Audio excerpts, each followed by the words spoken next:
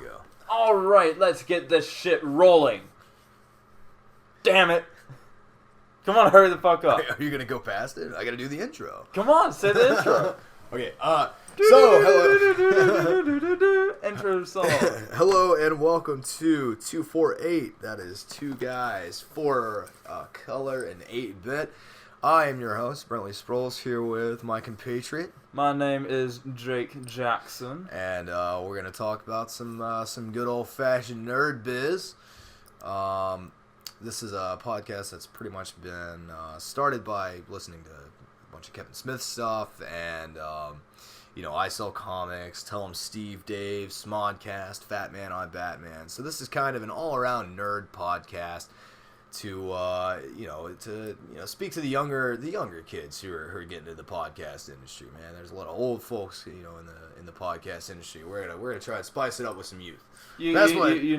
Older people being like 25. Yeah, these old dudes. Wait a second. So me and Jake, man, we're gonna try and spice it up a little bit. So, we're gonna talk. Today, big topics being. We're gonna talk some video games. We're gonna talk about some good old fashioned Bayonetta, some Super Smash Bros. We're gonna talk some comics, of course. Do a little movie seg, and of course we do anime as well. So we're just gonna kind of dive in, man. Just kind of Looking forward to it. Get to business. Just talk about what we're watching, what we like, what we're not big fans of. Later on, we're hoping to. I'm not a big fan of this guy. Yeah, he's a terrible guy. He's not a fan of me at all. Fucking lug me out of his house. Yeah. But yeah. So we'll do this, and then if we grab some viewers and stuff, once we set up the Twitter and everything else, you guys can toss them. Hey man, you should talk about this. We're like, that's a great idea. And then maybe you guys can help us build this. So it'll be cool. It's a community effort, and we just happen to be the voices. So once we get the Twitter and Facebook and whatnot set up, we'll start saying what the hashtag will be when you listen, you like something, you have some idea that you want us to talk about, look into, so on and so forth, due to the other person. We'll let you know how you can get in touch with us on Twitter and Facebook. Absolutely, yeah. See, Jake's a real technical guy, very computer savvy. I know how to press the keys in the right order. And so he's going to be able to hook us up with Twitter, and maybe if stuff picks up, we might grab a fucking website, all sorts of other stuff, man. So big things maybe to come, but it's all dedicated on it's all going to happen if you guys listen. So we're going to try and make the show as entertaining as possible. So first up, we've got the happenings, the dealio of the day, man. So Jake, what have you been up to, man? Well, I got complimented on my bike today, so that made me feel like I was actually cool. There you go, for 1 second. For 1 second, right behind a state trooper. Man, I was on cloud 9. It was fantastic. So, listeners, of course, you guys don't know us from Adam yet, but Jake rides a very sweet Kawasaki Ninja, and that makes him a cool guy. So absolutely. all the babes that swimming in it, man. You be quiet. You be quiet. All the babes, they look at me and they're just like, hey, he's got a bike. Exactly. And then they ignore me from then on. It's fantastic. That's a really good but it's bike. changed. I am now getting recognized. Somehow. There's someone on that bike. So that's good, man. So, yeah. So, a Jake, chunk of meat. Meatcycle. The Meatcycle. And now we have the title of the first episode. The Meatcycle, something like that.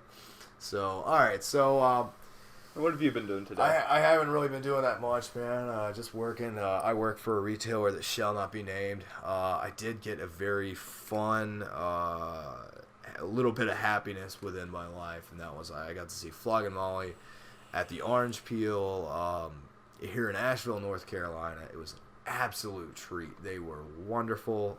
The Mighty Steph played before them, and they were excellent as well. So you guys definitely, if you're into Irish punk rock, good Irish music, good music in general, you guys definitely check out either of those guys.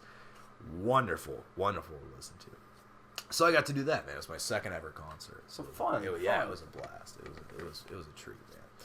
All right, so diving in, man. So All right. Well, earlier this week, as maybe one or two of you have noticed, Super Smash Bros. For the Wii U came out, and oh my God, it is amazing. Able to play up to 8 players if you're using all the different controllers available. All the different controllers. I'm running the gamepad, my 3DS, my friend's 3DS, 3 GameCube controllers, and 2 Wii Pro controllers. Barely enough, but we are able to rock it. It is mayhem. But it's the best kind of mayhem. It's the kind where you're yelling at each other to shut up and let me kill you. What? And everybody's just like, no, let me kill you. And then fights ensue, both in-game and out of game, and chips are everywhere, and then you need to get out the mop because the 2 liters have been spilt.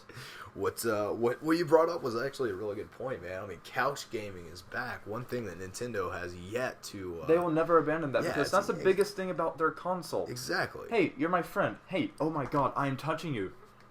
I'm touching you, by the way. You want to go play a game? Yeah, man. Let me get back to my house. Wait, what? No. Gaming with your friends should be in your house on your couch, where you can punch them in the face when they keep on knocking you off the edge. Well, yeah. That's how gaming should be. Of course, man. Especially a game like Smash Bros. Like, oh my God, it's funny because like you can get a lot of skill in that game, and someone can pick up the controller for the first time and just waste you.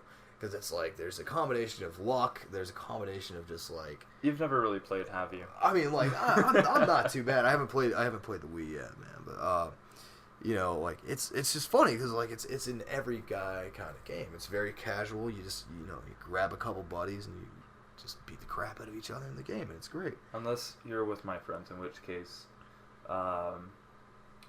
we may hold you down. If you get in our way. Beat you good.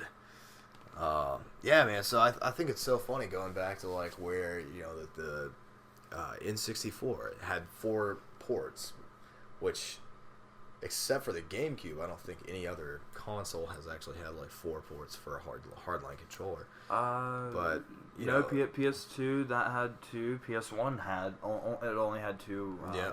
You had to get the multi-tap. Yeah. You want to play with your friends, you had to buy a freaking $30 adapter.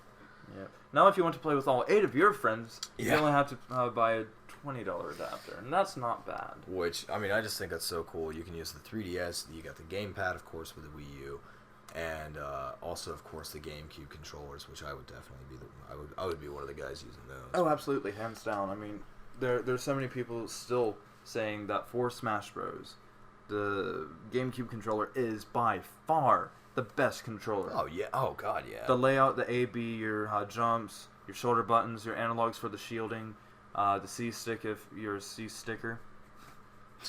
C-sticker. Them damn dirty C-stickers. Like myself. I'm guilty of that, honestly. But, you know what? I win. Yeah. So they can't... When you get the big W, it doesn't matter how you get it. And everyone else is clapping for me in the game. Everyone else is cursing me out of game. I'm sort of fine with that. But getting back to some of the other things about Smash Bros. The classic, it's nice. I thoroughly enjoyed how you progress through that, and also how you choose the difficulty. For those that have yet to play it or yet to look at a trailer, and if you have not, you need to. When you're choosing the difficulty, you've got a little scale. On one side, you've got the character or characters if you're playing with another friend to a classic mode. On the other end is gold that you put onto the scale. The more gold you put, the more difficult it gets. In the background, it's got a little demon for the initial difficulty. When you put it all the way down to nothing else, or the intense level 9, the end all be all for the difficulty, it looks like hell with golden coins and chests everywhere. Yeah. But I thought that was nice. It sets you up with like the trophies, like a betting kind of thing. Sort of, cool. Yeah. How you get trophies, that's very nice. I do still miss the slot machine from Smash Bros. Melee. I loved that. It was basic, but for some reason It's still with me today. I also like that you, even though you don't have Subspace Emissary, which shame on Nintendo for dropping that sort of direction with the game. There's now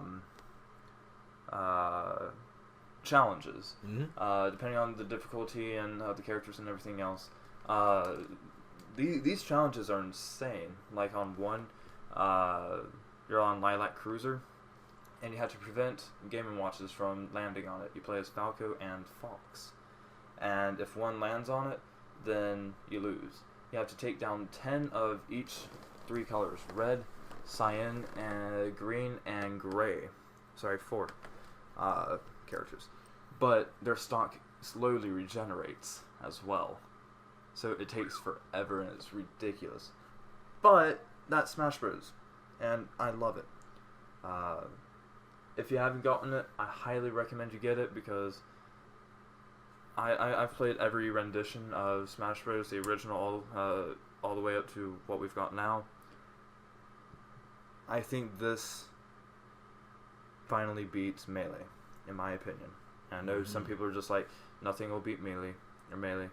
That was the best. Yeah, that is a pretty big claim because Melee was like, it took the original formula and just made it a whole lot better. Yeah, then a lot of people were really upset about Brawl because the characters were less weighted. It was a lot more uneven. Like Meta Knight was banned officially from tournaments because he's ridiculous. Freaking Rob was the worst, man. I love Rob. Oh my god, he was the worst. He was so cheap.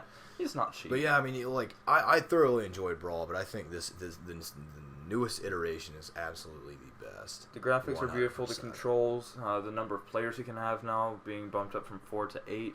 That's nice as well. Just it all works out so well. I really do think it beats Melee. Yeah, it's pretty great, man. All right, so also from Nintendo, we get Bayonetta.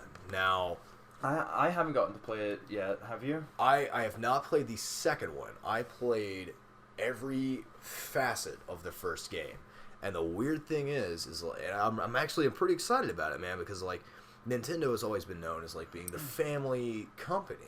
Oh, absolutely. And like they're all, and that's a great chunk of demographic to have, but when you're losing out on so many games, like you can really kind of bone yourself into just having family games all the time. So the one thing that was really cool, man, is like Bayonetta was an absolute it's a complete departure from what Nintendo would normally do. The original Bayonetta on the 360 is vulgar, incredibly sexual, which is like a highlight of the games. Really? And not only that, but difficult. It was not an easy game to play. No? And what caused the difficulty? Because well, I've never played it. So I got the demo on my Wii U for the latest iteration. Going to be trying to play it in the next couple days, but honestly, I don't really know all that much about it. So it's very similar to like a Devil May Cry or Ninja Gaiden type game. It's a beat 'em up through specific things, and like you can level the character up and everything else. The story is actually very interesting for Bayonetta as well. So basically, you go through these routes and you pretty much just hack and slash your way through all of it and collect halos because you're killing angels. And, lovely. Yeah, it's pretty cool, man. And again, the story is very excellent. You're a tribe of the last of a tribe of witches from the olden days. It's very cool. So the fact that that Nintendo decided to go with picking up the license for Bayonetta and not changing a damn thing about it, which is the best thing. They're not sugarcoating it. It's rated mature. It's going to be a mature game, and that's the way it should be. That's the franchise. I mean, Nintendo, even though they are, as you've said, based quite a bit within family friendly, though I don't think if they found another franchise that they personally made, and it was a bit raunchier than Mario and Yoshi. Mario and Yoshi Triple X. If that's something that they found really flourish, then I don't think they'd have any issue with that. Yeah. It's more of finding a franchise that works, finding a formula that'll work, and sticking with it. They're not one to really change something that's working, which is what you see. I mean, they'll update content, they'll devise really cool things like driving on the walls, Mario Kart. Right. Or, like with the newest, the two newest Super Mario 3D lands, adding the cat suit and adding, all these other things to it. Oh yeah, Invincible Tanuki and bringing back the Tanuki costume. I mean, they do things like that so it doesn't stagnate. Right. But they're not going to change something if it works. So with Bayonetta, that's a formula that's worked. It's been a solid game apparently. I can't really say much because I haven't played it. That being said, it apparently seems to be a solid formula, which is why they're sticking with it. Oh, yeah. They're not going to change it and potentially muck it up, because if you're going to play a game, you want it to be familiar. You don't want it to be epic for the first game or handful of games, and then just you're hitting A. Yeah. And then, wait. I hit A twice. One of the things that is pretty cool is, like, there are, like button tap executions sometimes that you can activate, and like, I mean, you brutally rip these angels apart, and like, fun. I mean, it is the first game, like I said, man, I put a lot of time into it. It was a blast to play, and I mean, it was fun for a variety of reasons. I mean, great gameplay, gorgeous set design, wonderful voice acting. The music was amazing. Just like kind of like one of the songs that would play a lot of the times when you got into battle, and you might get a little bored of it eventually, but is a kind of like a peppy dance groove of Frank Sinatra's "Fly Me to the Moon," which is pretty cool. So you got that going, and I mean, there was just the music was excellent. Yeah. See, yeah, he's for those who can't see, of course, Jake's actually pulling it up right now, pulling up some of the music. If, like he said, if you guys have not checked it out, this is definitely a franchise to get into, because I think it's going to last longer than 2 games. Oh yeah, see, this is a different one. This is a different song, but it's also very good. See, if you go to Climax, see, that's the other thing. The game's raunchy. It is a raunchy game. Fly Me to the Moon. Climax. Yeah. Yes. Okay, I could get into that. And very groovy. So yeah, you got Bayonetta. Give it a listen. Turn it up a little bit.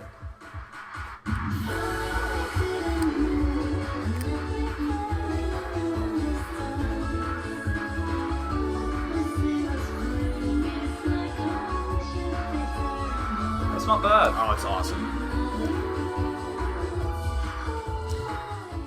So, like, the cool thing is, like, the character is basically an over-sexualized female version of Dante from Devil May Cry. Like, they never make a mistake. Everything they do is awesome.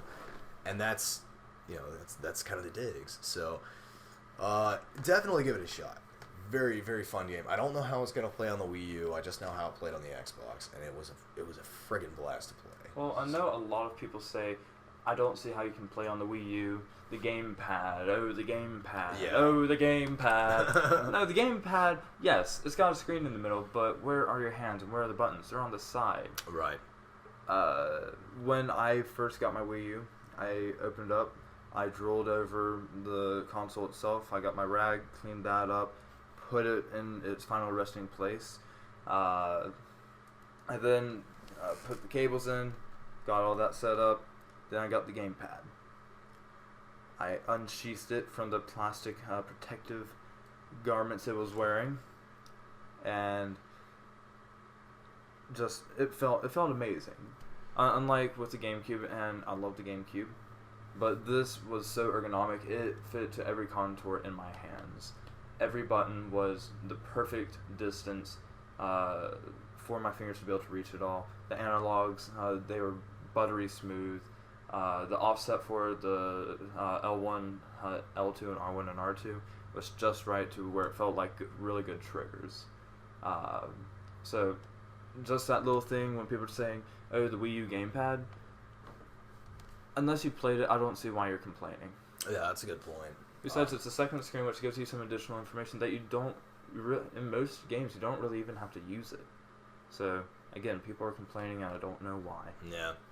But, I mean, there you go, kids. So, as far as Wii U news goes, Bayonetta, Smash Bros. 4, I mean, that's the way to go.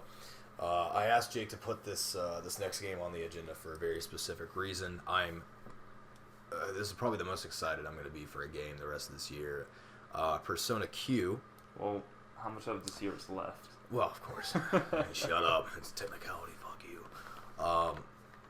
Basically, Persona Q, for those who don't know, is it's a Shin Megami Tensei game, and if that made no sense, then you guys you're not gonna get what I'm talking about until you look it up. But I'm telling you, the best Japanese franchise as far as role playing games is concerned. Final Fantasy's great, yes, but I mean, I'm a Shin Megami Tensei man, and this next game that's coming out is gonna be the best. It's kind of crashing together the worlds of Persona 3 and Persona 4.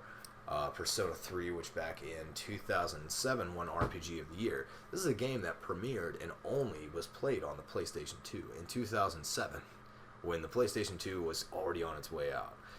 Persona 4, which only came out for the PS2,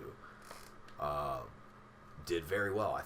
I don't know if it got RPG of the Year or not. I think Tales of Dissidia may have beaten it out, but either way, great franchise. Now they're smashing them up together, and they're making chipified versions of every character, and they're throwing it on the 3DS for your handheld pleasure. And I could not be more excited. The 3DS has been hit with, the handheld business in general has been hit pretty hard by quite a few Shin Megami Tensei games. So that makes me happy as a fan of the SMT franchise and as a handheld franchise in general. So just my quick blurb for the Persona Q. It's gonna be great. I'm gonna go ahead and get like the limited edition. I blow $120 for some tarot cards and like a hard case, but I'm gonna be like, I got this when I bought this. So I'm very excited about it.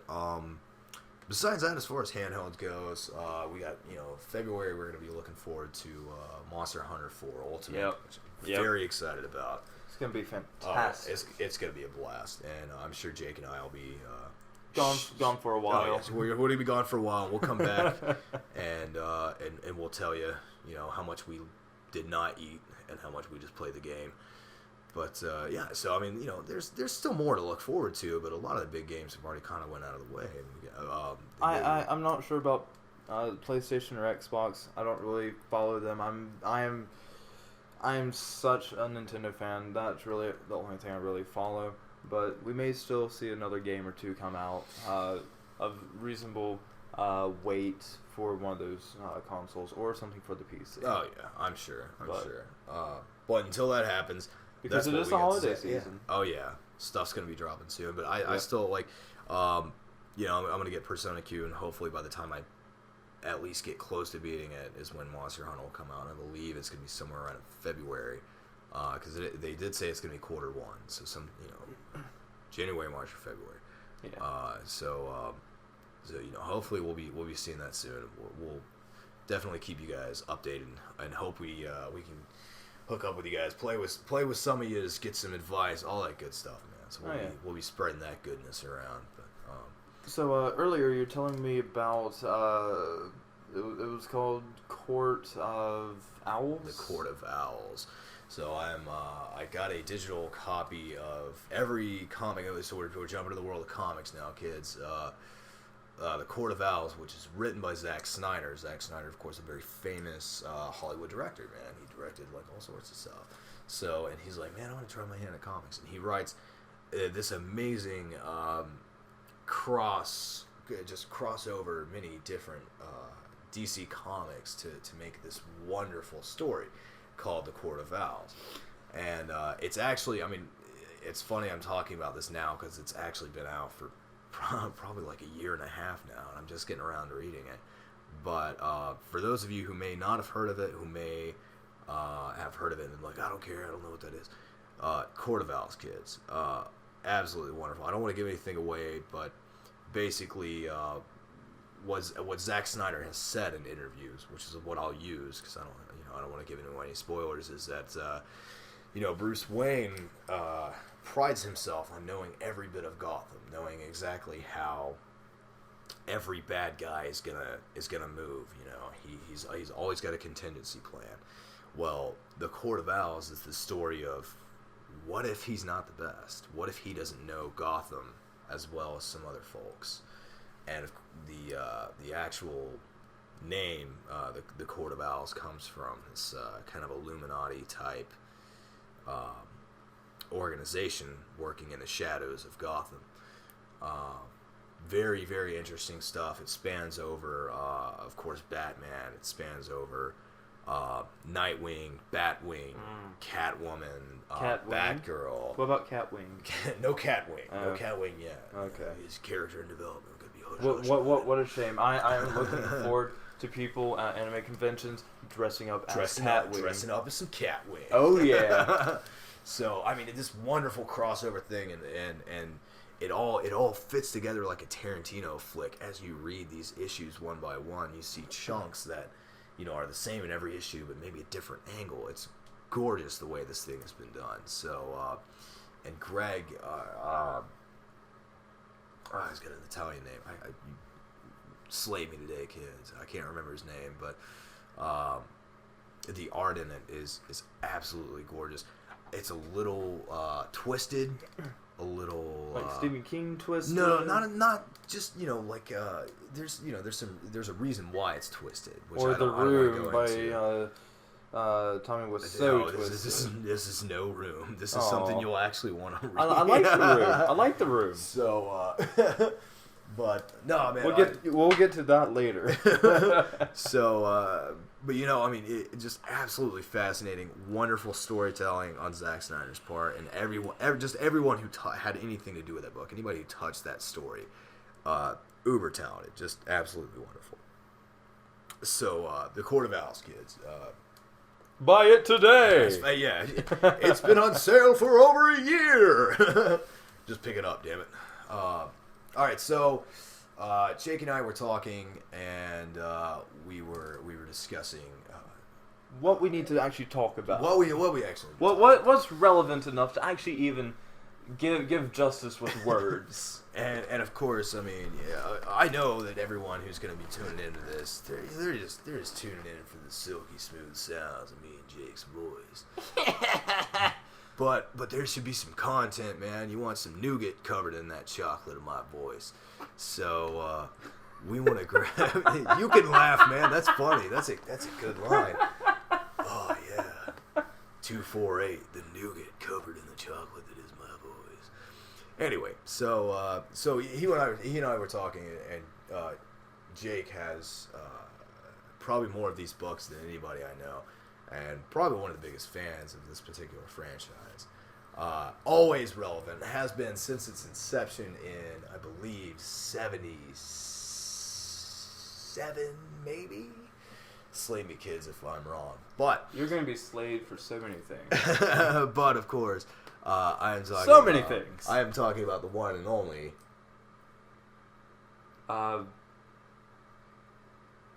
midgets? It's midgets. Yes. No, Star Wars. No, later in 2015, we should be seeing the next movie. It's going to be Star Wars, as I just said. It's going to be fantastic. Cannot wait to see it. But I don't want to talk about that right now. I want to talk about something that's been out for years. All the different Star Wars books. If you've never read it, then shame on you. Whether it's been the Star Wars comics, the Star Wars books, the minis, or if you've seen the Star Wars Christmas special, then I understand your pain. Oh, it wasn't Christmas. It was Life Day? What's that? What they called it? I believe so. I honestly I could not make it through it. Good on George Lucas to keep it like as secular as possible. I think it was. Why were they wearing clothes? Well, the biggest reason, of course, the reason the kids back then tuned into it was because there was a sneak peek of someone that was going to show up, and of course, any good nerd, even if you're a good nerd, you may not know, but at the end, we get a sneak peek of this guy, this character with a jetpack and a cool helmet. And his name's Boba Fett, and then boom, there it is. You see Boba Fett. So that was the big reason for the holiday spectacular. Yeah, I know, but even so. But large tangents aside, if you never read the Star Wars books, I highly recommend them. This will give you so much more background and future information, details, just anything anything a movie can do, a book can do so much better, except for animation. But there's over 260 different Star Wars books. I've read only a fraction of them, but I'm slowly making my way through it all. If you thought Obi-Wan was a badass before, read the books. You will be mighty impressed. But it covers Mace Windu, Obi-Wan, Anakin, Luke rebooting the Jedi Order, seeing as he was the last Jedi. But it also goes way back. It goes with Yoda and people before Yoda. So if you thought it was just these three movies, if you are forgetting 1, 2, and 3, there's so much more to the Star Wars arena. If you thought that was it, then you're looking at one pen on the entire pen aisle. There you go. I don't know why pens, but pens. We're equating it to pens. Hey, it's the pen aisle. But there's so much. Some of them are really short, about 100 pages. Others quite a bit more. Many different writers as well. It's not like they were all written by George Lucas or anything like that. There's so many different people. And so if you don't like how one book or one series by one author, choose a different time period, essentially, because many different writers, different writing styles, different topics. It's still going to be Star Wars. It's still going to have relevance for the characters, and if it is trying to do as a continuation of an older series, it's going to have information that's relevant to that line. So, continuation within the Star Wars books, not an issue. It's just amazing. I highly recommend it. I'm reading Obi-Wan's Padawan era, and I am enjoying it. Did not really realize in the movies you saw it's just like, well, you're my Padawan now. And you're like, okay, well, I'm a Padawan now. But there's so much more to it. It's not just, well, this guy's my teacher now. No. No.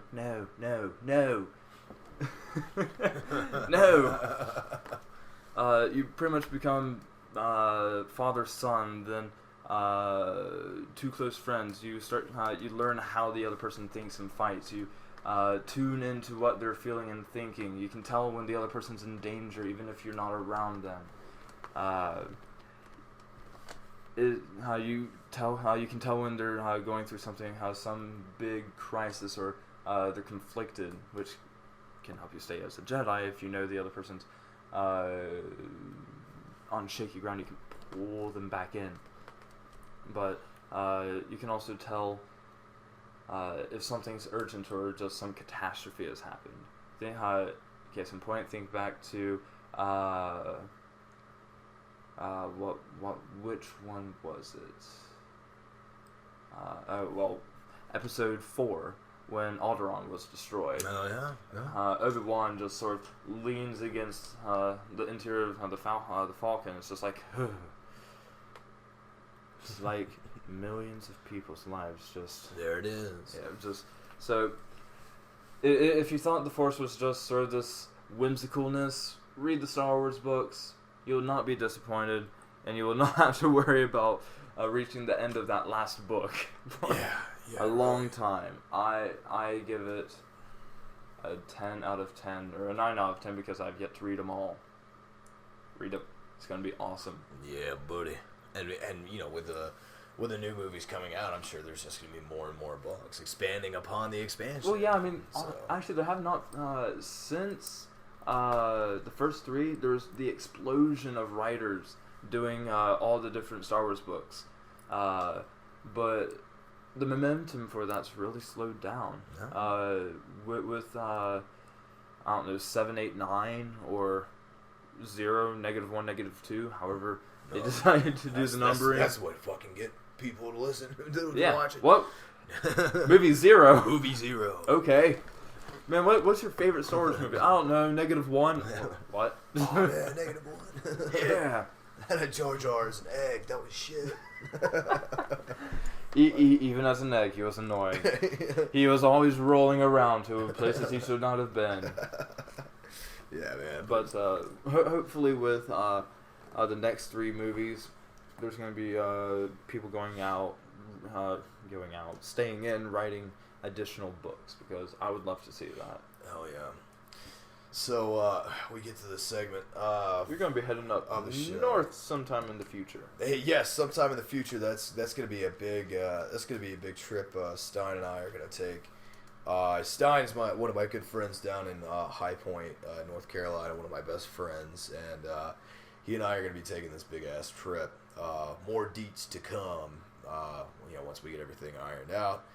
But basically, we'll be podcasting the whole time. It'll be very cool.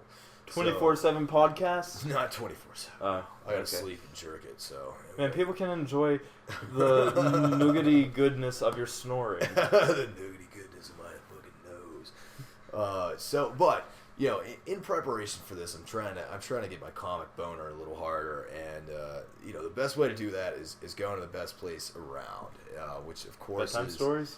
Is not bedtime. I go there afterwards. I head to Comic Envy in Asheville, North Carolina, the premier place to get your comic books. Let me just go ahead, a quick blurb to them. Wonderful staff, makes excellent recommendations, very friendly. Prices are unbelievably reasonable. Let me tell you something. I went in on Tuesday, bought some stuff, and the ladies, I've been going there for a couple years now, and lady there is nice enough to say, hey, we got some Doctor Strange books coming in on Friday. You should come in and check them out. I go in on Friday, and they're not priced, man. They're like, she hasn't had time to put them anywhere, and she goes and she digs these mothers out just so I can take a gander at them. I mean, that's the kind of staff you're working with at Comic Envy. You got some good people. So anyway, I start digging through, and we're talking some. How dare they be polite? I know thoughtful. these people, and you could sit there and talk to them for hours, man. And it seems like they're. I don't want to say they are just nothing but happy to do it, because I don't want to speak for them. I wouldn't want to do it. Oh, great! This bastard. But I'll tell you, like, you go in there and you can talk to them for a bit, and you will never know how much they hate you. So Comic Envy, kids, you should go. I went in and I grabbed some old Doctor Strange books. She wasn't kidding. I dug through the pile. Picked up some Bronze Age Doctor Strange, back Strange Tales 131. Very cool book. I got a couple others. Grabbed some indie books. Of course, one of my favorite grabs was I grabbed Harley Quinn 1, which is a very special book because it is a scratch and sniff. Oh, lovely! It comes pre-packaged in like plastic, so you don't lose the smell. And no way. Yeah. Oh yeah. And then like, so I'm not gonna open it. Like, is it like scratch and sniff? You get the Joker gas, you start laughing uncontrollably. I don't. That'd be awesome. Man, I don't know. I'm sure there's a huge market out there for that. For people going crazy. I mean, you just need to laugh. You really just need to laugh. I don't know. Like, I had a buddy of mine who also bought the issue, and he foolishly unwrapped it and actually scratched off the scratches and sniffed off the sniffs. And he told me, how dare he? It was like some of the flavors were like gunpowder, dog shit, Really? like feet. Like they just put together a whole bunch of nasty smells. And all right, so that's pretty funny. So I am happy enough to just leave mine secure because I have a feeling it's gonna be a collector's item after a while. So I want to hold on to it. Leave the scratches unscratched and the sniffs unsniffed and fucking hold on to you're terrible. I understand collecting, but yeah, how can you not scratch the sniffs? I'm gonna borrow my buddies so I can read and also scratch. Hey man, dude, let me scratch your sniffs. I gotta scratch your. Wait, what? Meet up in an alley. We meet up behind the store. Like, what are you guys doing out behind the dumpster? Nothing. Go away. Fuck you. So yeah, man. So, I did my blurred for Comic Envy. Good books that have come out. Honestly, Harley Quinn has done nothing but blow up since her inception in, I believe, 92. So she's got a good book. Great artistry in the book. Absolutely gorgeous. Going very gimmicky. She's kind of similar to like a Deadpool character. I would imagine so. Just very out there, very funny, very aware of itself. God, imagine if they got together.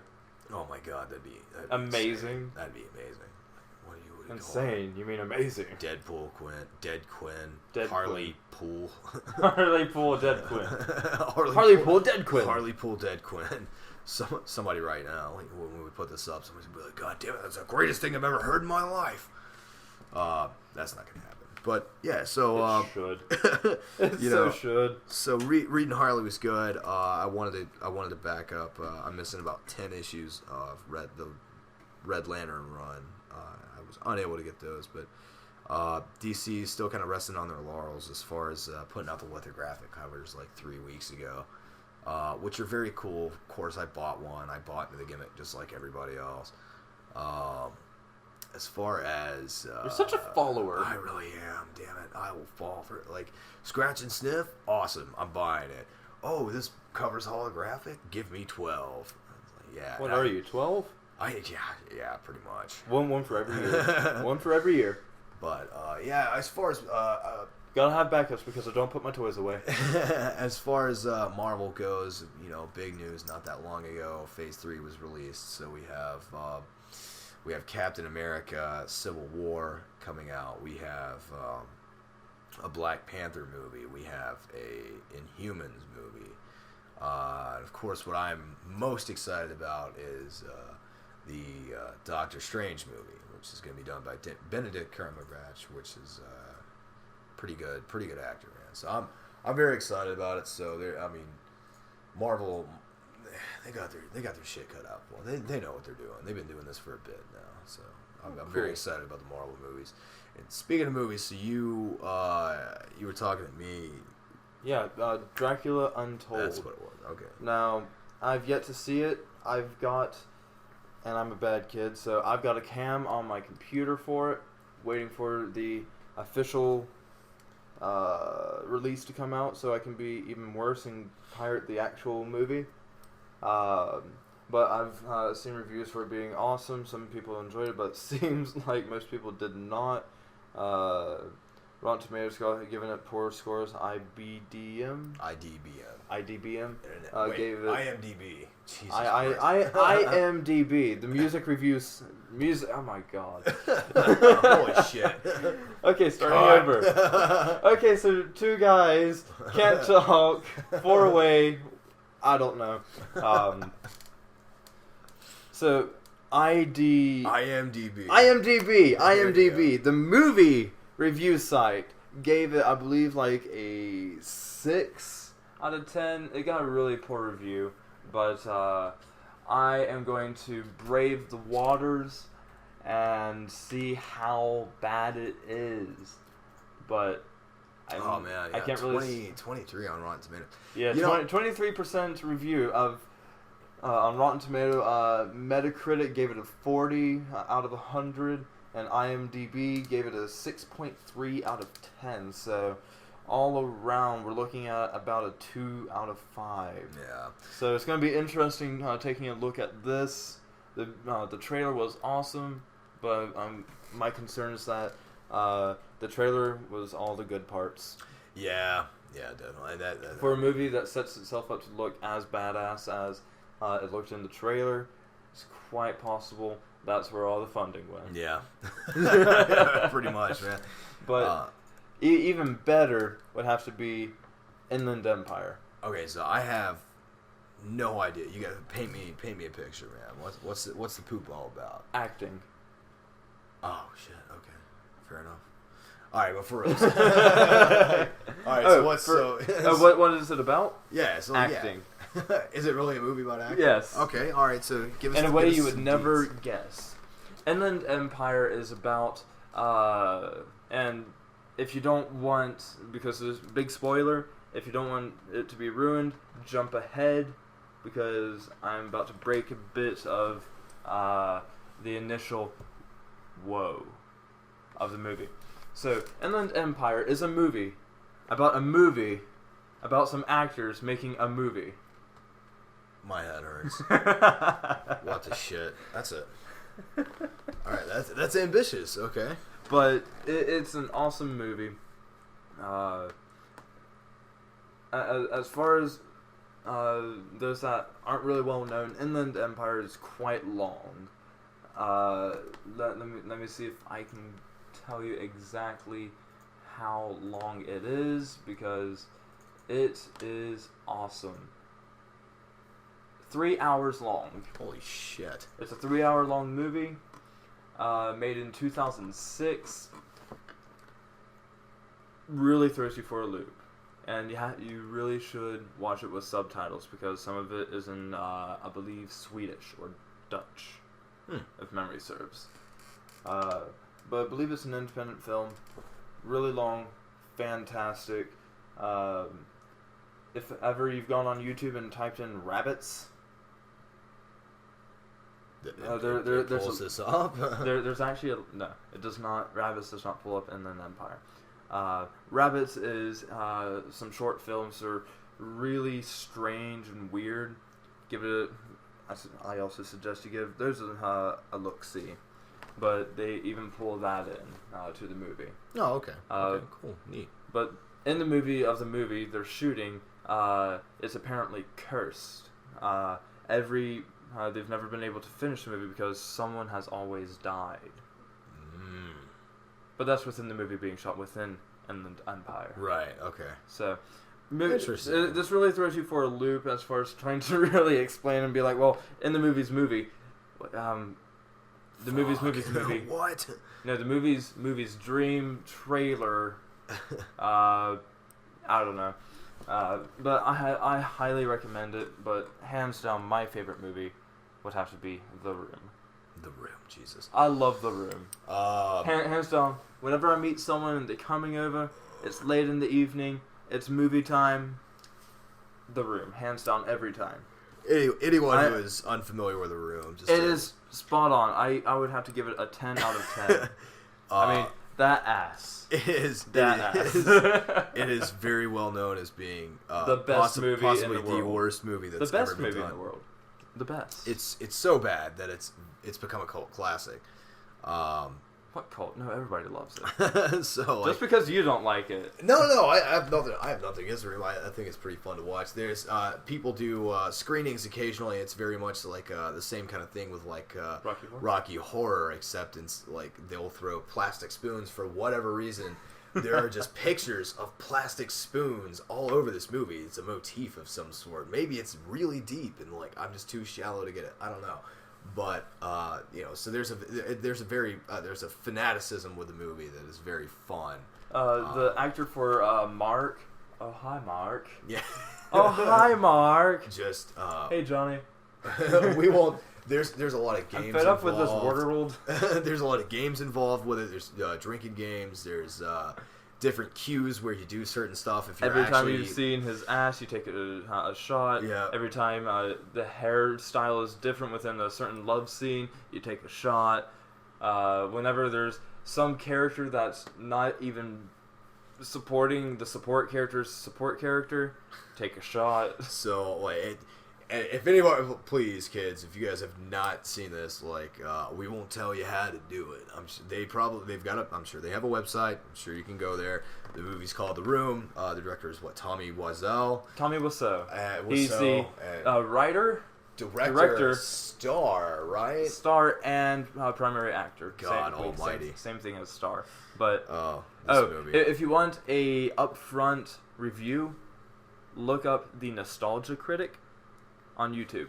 There you go. He also goes by The Guy with the Glasses. His reviews are fantastic. So there you go. You got guy with glasses, Nostalgia Critic, The Room. Give it a fucking watch. 10 out of 10. That's you're gonna laugh one way or another. You'll laugh whether you're actually sold into it or whether you think it's funny. And the best part is, if you hate it, you can then play it for your friends, and you can enjoy yourself so much watching them just cringe their way through it. Personally, I watch it because I now just find it absolutely hilarious. It's a comedy for me. So join the cult, kids. Watch the Join the cult. One of us. One of us. So of course we're down to our final little chunk here. Gonna talk quick talk some anime. We've got hate anime. What am I even doing in this podcast? Let me out. Let me out. I want out. Well, fuck this shit. Where are my snacks? So I got. I was promised snacks. I got Kill la Kill recently. I have yet to watch it. I know it's a little bit of an older series. Between that and Kanon are two shows that I will be watching here shortly.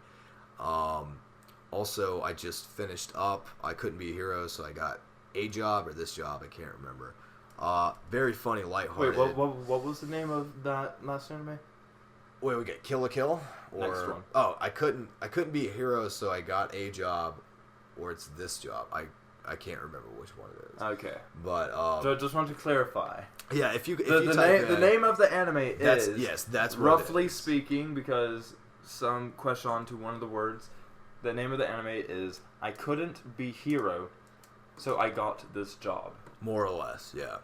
Okay. Very, very fun, very lighthearted, kind of magical, wonderful show. Very nice.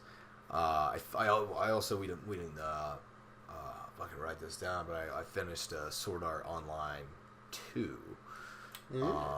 Very wonderful show. If you haven't seen the original Sword Art Online, definitely watch it. It's not necessarily that they are dependent on each other, but the original Sword Art is a work.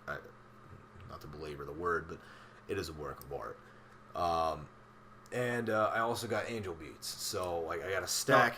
Angel Beats is wonderful. Yes, now you've actually watched it already, so you can kind of let me know what I'm in for. Like, no spoilers whatsoever, but just give me some adjectives that would describe the show. Adjectives. Those are the things that describe things. Oh, well, it's quite tree.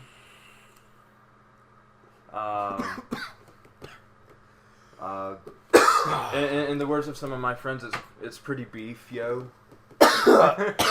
Jacob, of course, as we know from the mean streets of Hendersonville, where they describe things as being beef. But in all seriousness, it's a really solid anime. It's pretty lighthearted until the end when you start to realize why everyone's there. Oh, I don't want to really say anything more than that because you said no spoilers. Yeah, no spoilers.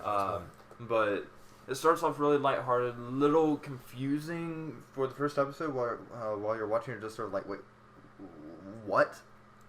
But stick with it. You'll very quickly get attached to it. Okay. It's awesome. As I said, it's lighthearted. The animation is wonderful. The voice acting is phenomenal, in my opinion. It's been a while since I've watched it, but I have no regrets at all watching it, and I still recommend it. Excellent. I recommend it to you, and I recommend it to the people listening, and to my friends, and to my mother, who just stares at me blankly, and it's just like, what's anime? I'm like, well, it's this thing from Japan. We watch it with subtitles. Why? Well, because I find it entertaining. It's just like, how? Well, there's a lot of tits.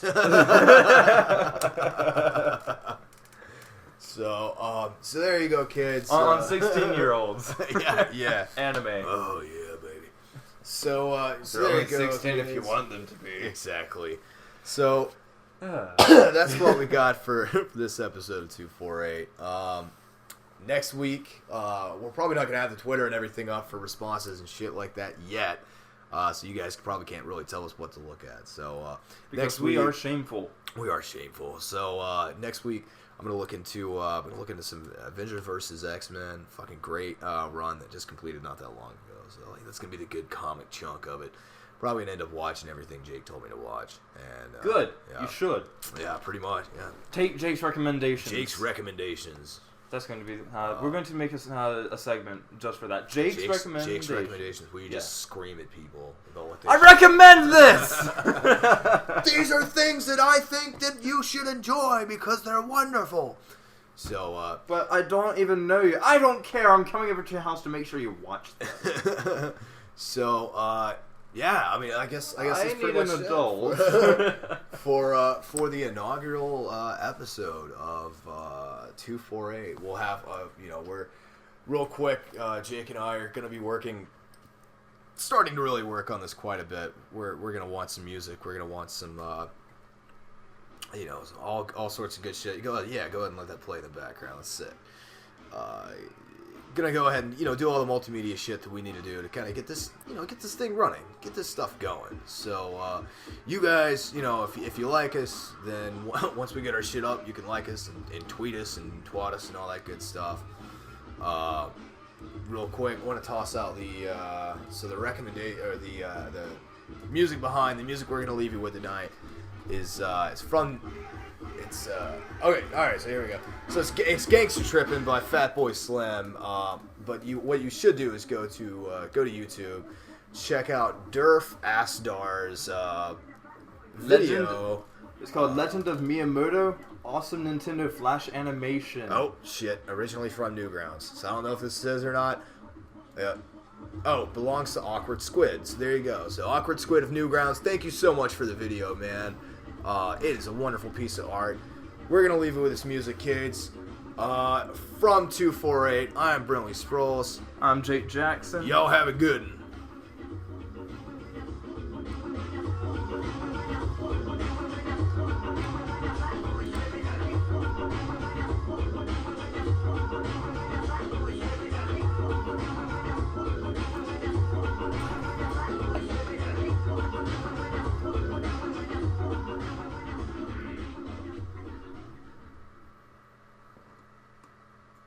Ah, tits.